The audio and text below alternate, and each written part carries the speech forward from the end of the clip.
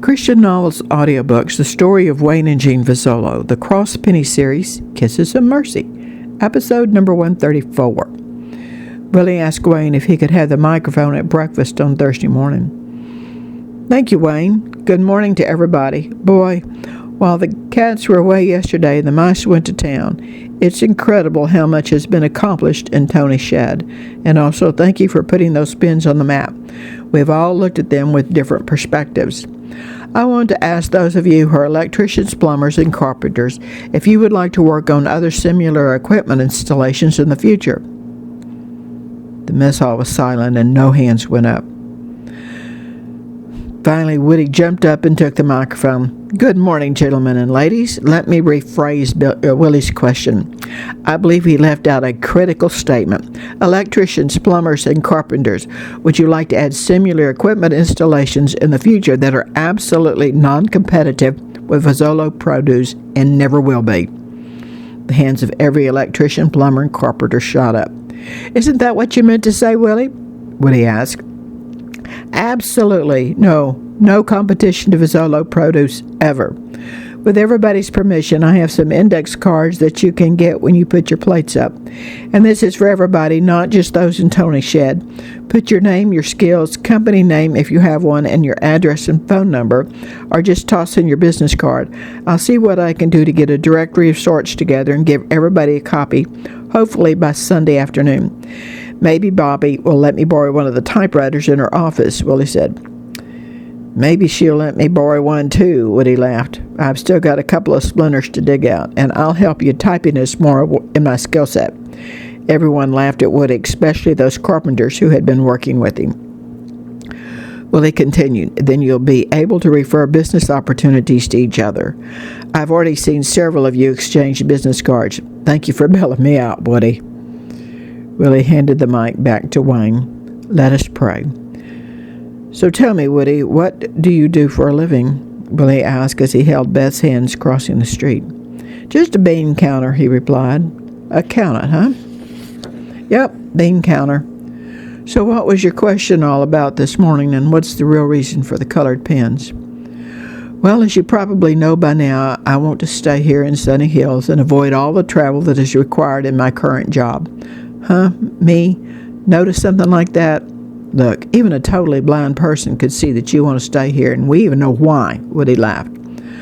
I guess that might be a little obvious. Well, I needed a network of excellent proven workers intact that I did not previously have.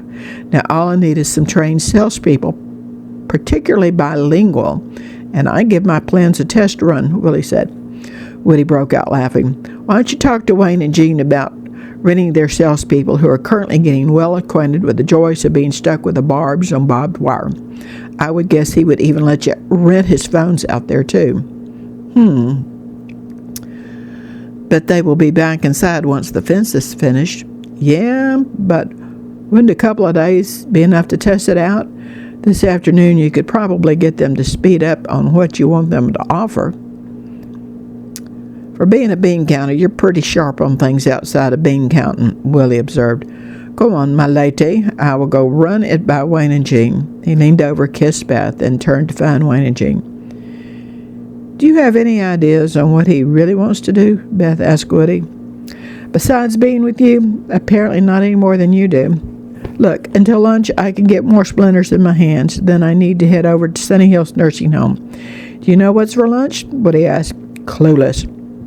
But worth hanging around for, I'm sure. She smiled, and Woody opened the door for her to Tony's shed. Wayne and Jean, as usual, were holding hands as they came out of the mess hall at the time Willie crossed the road. Hey, Wayne and Jean, can I talk to you for a minute? He called out. Sure, let's sit at the picnic tables in the shade, Willie said as he and Jean strode over to the picnic tables. I'd like to ask you something, Willie started. Wayne burst out laughing. Well, Willie, you certainly don't have to ask our permission to court Beth. No, but is it okay? It is okay, isn't it? Jean laughed this time. Yes, it's okay if it's okay with her and with Mark. What's up, Willie? I've been talking to God about these 2 verses and praying about being able to stay here and not have to travel so much.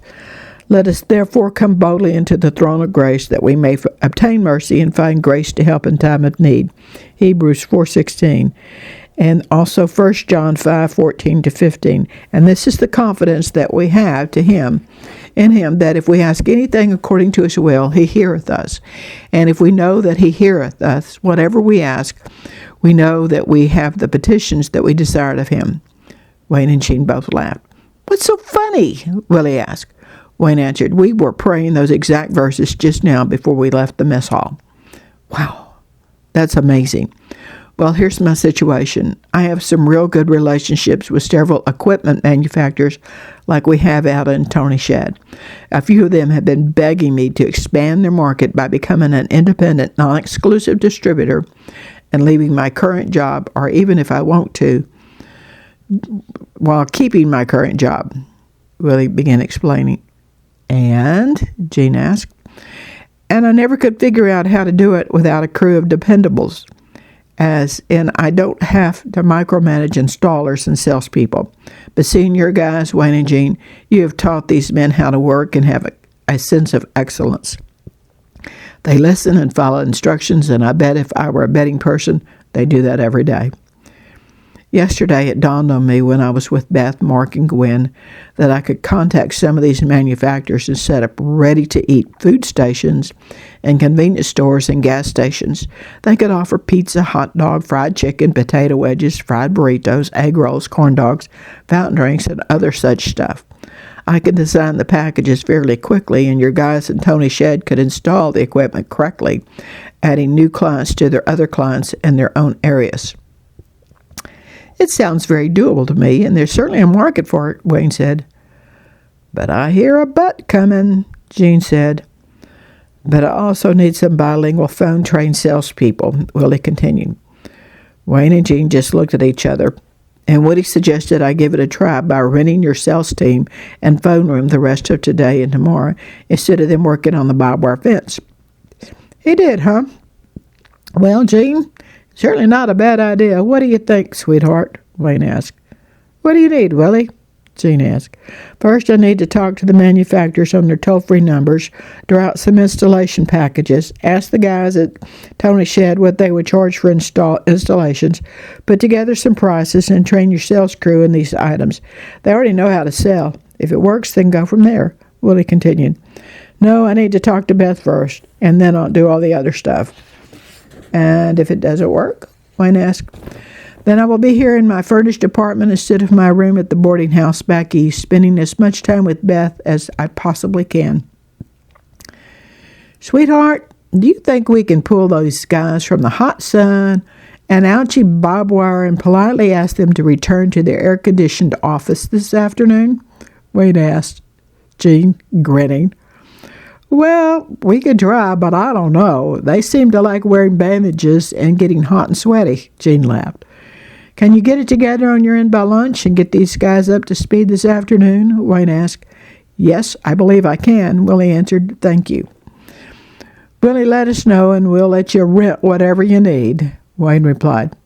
Willie, Jean said, always run things by Beth. That has always been our policy and it's worked out well for us, okay? Yes, ma'am. It's hard to remember to do that, Will explained. A little on-purpose practicing and you'll get better at it. At least I did, I think. Go on, get out of here and go talk to Beth.